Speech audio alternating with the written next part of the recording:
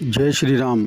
आपका यदि समय सही नहीं चल रहा है, परिस्थितियाँ भी आपके अनुकूल नहीं हैं, तो महाराज जी का यह प्रसंग सुने। समय व परिस्थितियाँ आपके अनुकूल रहेंगी।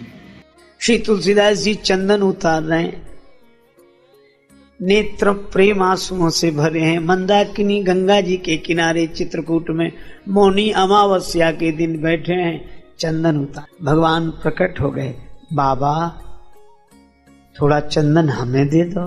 श्री तुलसीदास जी ने सिर झुकाए झुकाए उत्तर दिया, भैया हम वैसे ही बहुत परेशान हैं, किसी और से मांग लो।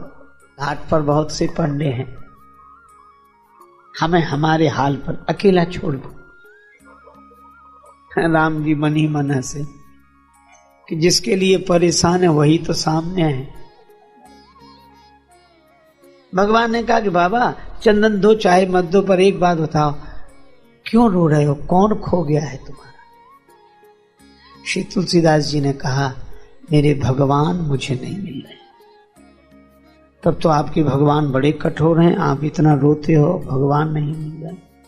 अब तुलसीदास जी ने सिर ऊपर किया, इनको मुझसे इतनी सहानुभूति है, तो हाथ जोड़ के बोले, ना भैया ऐसे मत कहो, भगवान कठोर नहीं है, भगवान तो बड़े कृपालु हैं, हमारा भाग्य ही ऐसा है तो वो कृपालु पर भाग्य ऐसा है मेरा, क्या करें? भगवान ने कहा, रे रे रे रे, हमें बड़ा दुख हुआ आपकी यह दशा देख, और आपकी भगवान से भी हमें शिकायत है। भगवान ही कह रहे। अब बोलो, भक्त हैं तुलसीदास जी, राम जी हैं, भगवान भक्त भगवान दोनों मिल गए, पर मिलकर भी नहीं मिले। और भगवान के साथ यही सबसे बड़ी कठिनाई है।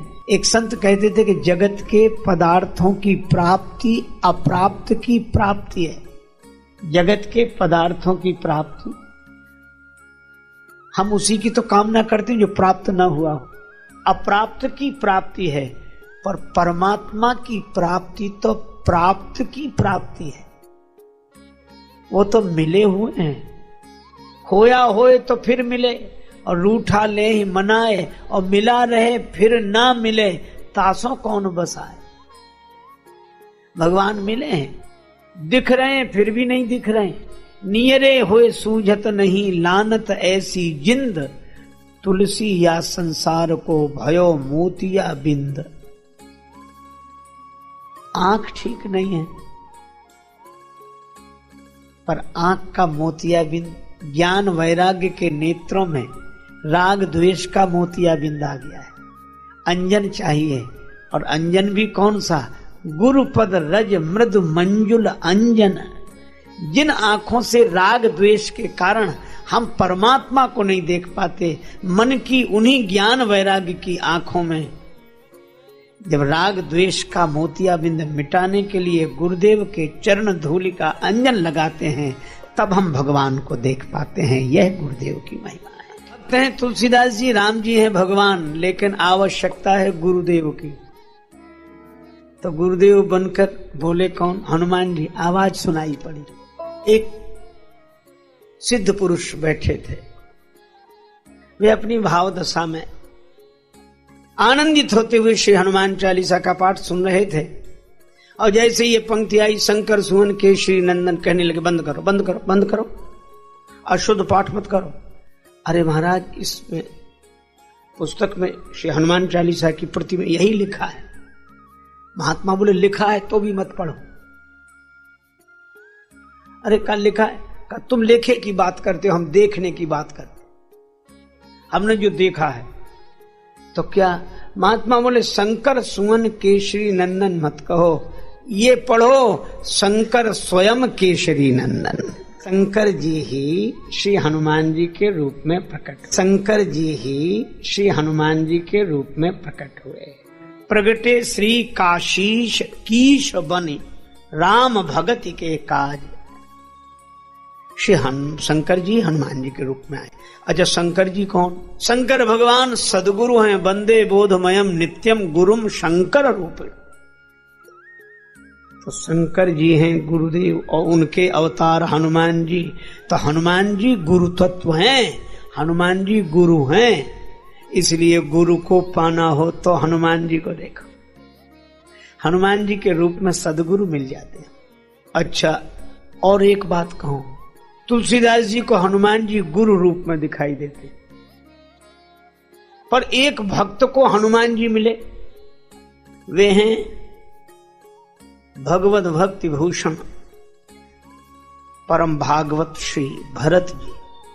हनुमान जी अयोध्या में संदेश लेकर आए कि श्री राम जी आ रहे हैं। श्री भरत जी ने जो यह समाचार सुना, आप कौन हैं?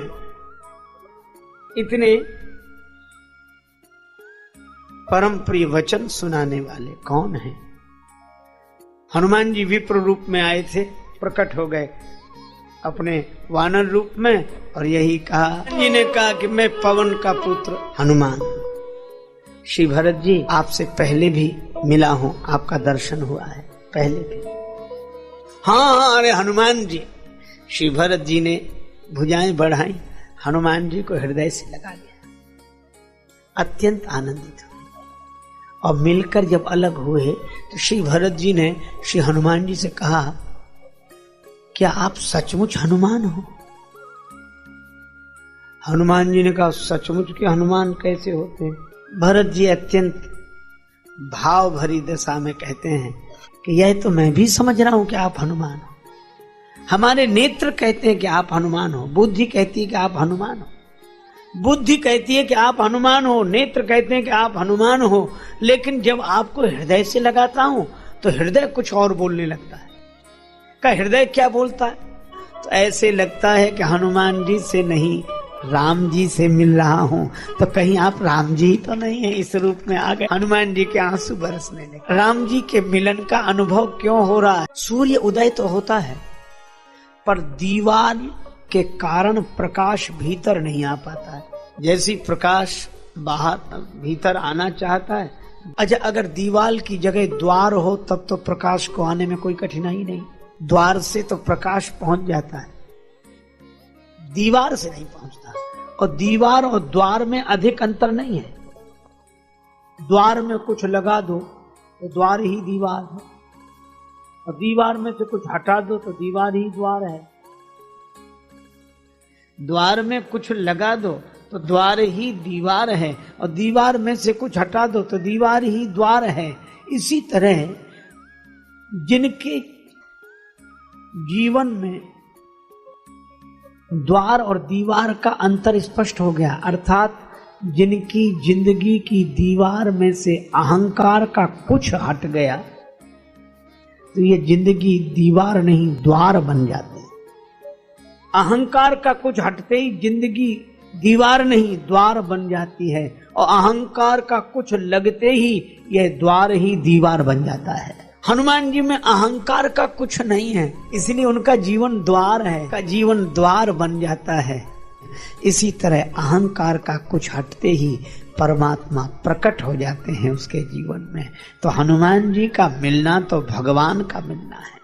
भरत जी को भी लगता यही, और श्री विभीषण जी को भी लगा कि तुम राम दीन अनुरागी। सदगुरु का जो स्वरूप है वो दर्पण है, और दर्पण में उसका कोई अपना चेहरा नहीं होता, इसलिए सबके चेहरे उसमें दिखते हैं। मैं न बंदा था न खुदा था, श्री स्वामी राम तीर्थ जी महाराज कहते हैं, मैं न बंदा था न खुदा था, मुझे मालूम न था, दोनों इल्लत से जुदा था, मुझे मालूम न था, और वजह मालूम हुई तुझसे न मिलने की है सनम, मैं ही खुद पर्दा बना था, मुझे मालूम न था। श्री हनुमान जी को देखकर विभीषण जी के मन में प्रेम उमड़ रहा, ये भक्ति। तो ये प्रेम क्यों उमड़ रहा है? क्योंकि हनुमान जी के पास भक्ति प्रमाण राम रसायन तुम्हारे पासा। तो इन तीनों के लिए अलग अलग भटकने की आवश्यकता नहीं। जाके गति है हनुमान की, ताकि पैज पूज आई यह रेखा कुलिस पसान की। अघटित घटन सुघट विघटन ऐसी विरिदावली नहीं आन की। सुमिरत संकट सोच विमोचन मूर्ति मोद निधान की। सानुकूलता पर गिरिजा हर लखन राम अरु जान की। तुलसी कपिके कृपा बिलोकनि खानी सकल कल्याण की। हनुमान जी की कृपा से सब संभव है। बस अभिमान छोड़कर कोई उनका हो जाए। लेकिन हमारे साथ तो अभिमान ऐसे लगा हुआ। एक भिखारी किसी घर के द्वार रोज आता भिक्षा मांगे, रोज आता भिक्षा मांगे। वृद्धा बैठी रहती द्वार पर, मना कर देती बुरी तरह, चलो बाबा कुछ नहीं, चलो तुम्हें और कोई काम नहीं, यही घर मिलता है, रोज आ जाते हैं, चलो कुछ नहीं। रोज मना करती पर भिखारी ठहरा, वह भी रोज आता तो बढ़िया फिर मना करती।